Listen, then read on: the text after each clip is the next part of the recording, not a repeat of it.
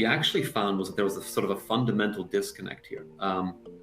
So instead of being sort of disinterested or wary of automation, our research found that over 85% of employees we surveyed were actually interested in both using and eventually developing automation. Yet when we spoke to IT leaders, they were not nearly as confident. I don't think they had the perception that employees either wanted or could benefit from automation as well.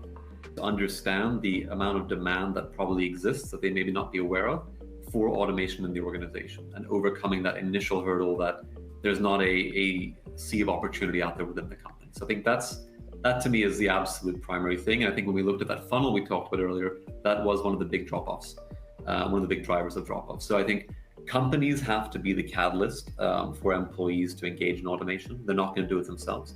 And from that flows a whole host of other recommendations and suggestions that we have, which are centered around incentive structures, training programs. How do you enable people? But I think that first step is really understanding that there is a lot of, unfortunately, latent demand for citizen automation, and that companies have a key role to play in unlocking that demand. Having clear set of simple KPIs around, how many new innovation or citizen development-led projects did we deliver in this quarter? How many hours did we save?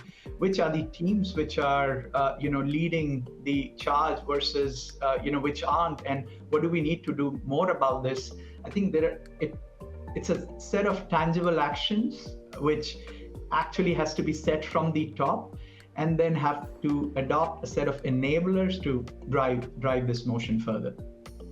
I think the implication for organizations and product companies like yours is that, how do we enable the employees to get started on this journey, exemplify what success looks like. And that's clearly not about being able to build complex automations from day one, but getting started with that journey and being able to realize that long tail of opportunities, which the COE will probably never get to. And that's where, democratization of this program actually helps organizations drive more value.